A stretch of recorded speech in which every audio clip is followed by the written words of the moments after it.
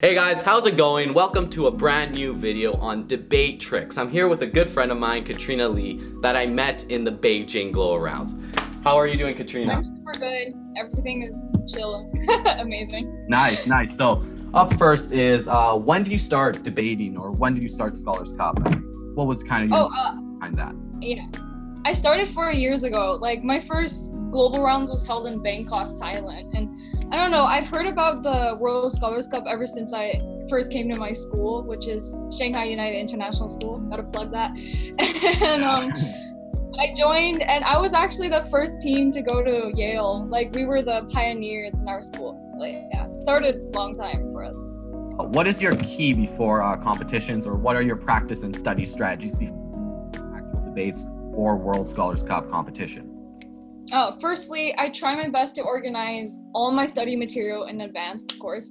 And I usually start studying 2 or 3 months, just because I do a lot of things last minute, and that's just me. Secondly, with all my subjects, I try so hard to go through them constantly on a daily basis with my team. You can imagine how close I would make us. And a lot of people think that the discussion questions are a waste of time, but honestly, they've helped my team a lot to understand like how World Scholars Cup is thinking, like what they're trying to make us think about, and what type of questions they're most likely going to ask. Yeah, that's amazing. And do you have any specific debate practice strategies that you do to practice your debate, maybe like impromptus or practice debate writing? Is there anything you would suggest us do?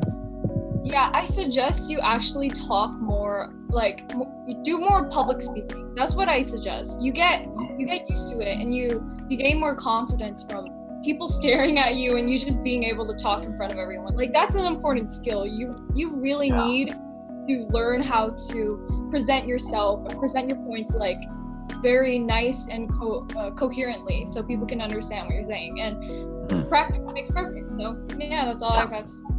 So when it comes to actual debating, what is your debate strategy and debate plan in the first 15 minutes of prep time? Well, what's your process there?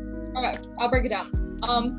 First 5 minutes is for my team and I to break down the motion. We need to understand and decide the general argument that we will focus solely on. And with that, we can like elaborate and come up with more points and different stances that we can, pop off on each other. And after that, in the next 5 minutes, we plan out our own speeches, so it's more individual working. We plan out our team's debate framework, and we double check on each other's points to ensure that we don't overlap. That's very important. And people don't realize this, but the judges actually look to see if your team is collaborating at all. So, make it noticeable that you're talking with your team and you're actually working together. And also, don't be afraid to ask the judge for time and to repeat the motion again, because it really just shows that you're caring a lot about the debate and you're very eager to start. So last 5 minutes, usually we're all super nervous. It depends on how well your speech planning is going. I would say we either read over each other's stuff independently, or we read independently, or we read over each other's stuff, or we're all freaking out and just giving each other encouragement. But read over your shit, get it down. So with that in mind, what is your strategy with coming up with persuasive points? Second speaker is actually my favorite role, because firstly, I get to rebut the opposition a lot. I either get 2 speakers to rebut or 1 speaker, but either way it's enough for me. And the rebuttals are so important. You have to get it down to the T. Every single point that the opposition brings up, you have to acknowledge it, and you have to talk about it, and you have to go against it, debunk it. You have to find a way to disprove their whole entire argument. And that's just the cool thing about being a second speaker. And on top of all that, you still have to come up with your own points. First speaker, obviously you have to define all the terms, but then it's sort of boring. You get 1 or 2 points. Second speaker, you get more points. And third speaker, you obviously have to conclude everything and come up with 1 point. Yeah. Wow, that's very great. I don't know what to say in these transition parts. Okay, anyways, I'm editing this out, don't worry. So when actually presenting, do you use cue cards or do you write it out? What's your entire strategy when it comes down to the actual presentation? My strategy isn't actually something that a lot of people adopt. It's sort of unconventional and it defies the traditional tactics in a way. Yeah. I use my phone instead of writing points down on paper, and that really is just because of me. Like, I'm just trying to do what works best for me, and what works for me is that I type faster than I write. So it depends on everyone. I know I write really slow, so I have a hard time just writing in bullet points. So ever since I started World Scholars Cup, I've always used my phone instead of cue cards. Yeah. My phone, okay, so basically my strategy is I would prepare a structure that I basically have already memorized. I don't know why I have the structure. It just helps me, like, in case I blank out. I have a structure in my phone where it has my introduction, my rebuttals, some connected words that are fancy, and sometimes I forget how. Obviously a conclusion saying like, oh, therefore, considering all the points above, blah, blah, blah.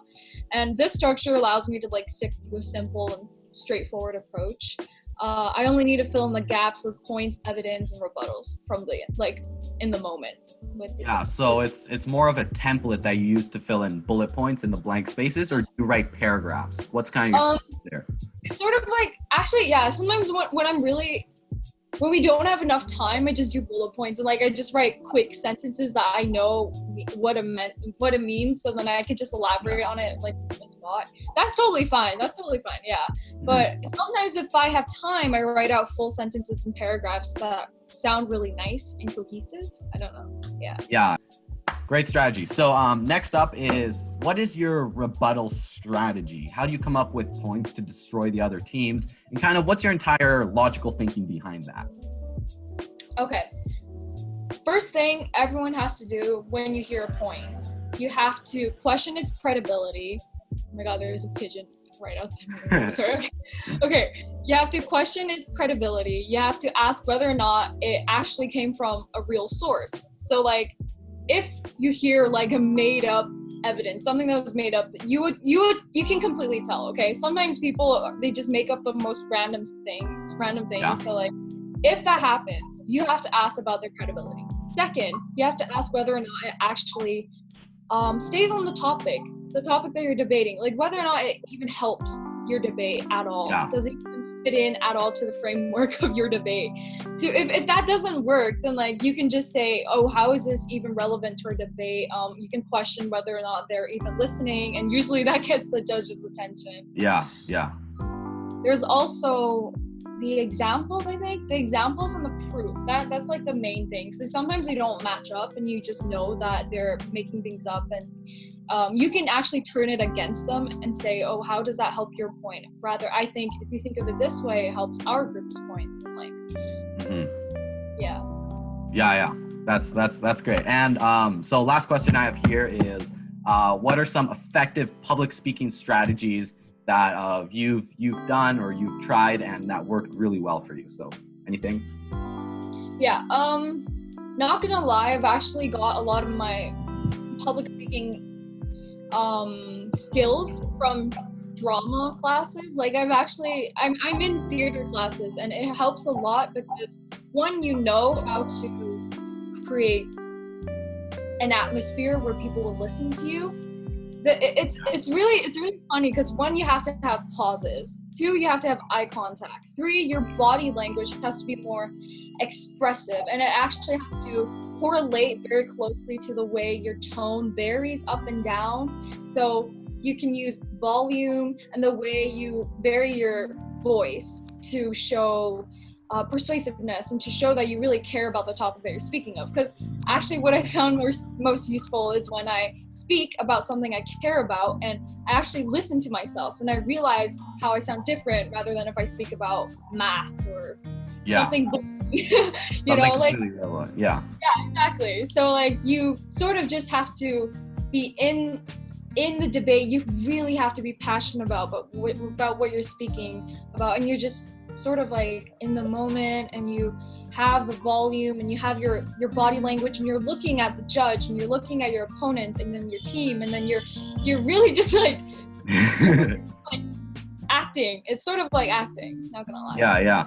And do you have anything, let's say you get a topic that you aren't passionate about. What would you suggest people do to kind of turn it into something that they might like and express their emotions towards? Well, like there will always be topics that you just can't debate, but sometimes you just have to see it from the point of view of like someone who would get affected by it. So if we were like this year, we were debating about marginalized people. If we were not ourselves, not from the that term, if we were not part of a marginalized group, we can imagine how this debate would affect people who are in marginalized groups of people. And you just know that whatever it is you're debating, you're helping people, you're spreading words, and you're giving your own opinions that might one day change the world. So if you think about it, anything we debate should be really important, and we should be passionate about it if we're truly passionate about debating in general. Yeah, thank you. So again, this has been Katrina Lee, one of the best speakers in the debate showcase of the Beijing Global Round. Come on, just admit it. I swear, it was such a solid debate, and I'm glad to have you on the YouTube channel, and yeah, I'll see you around later. Peace out.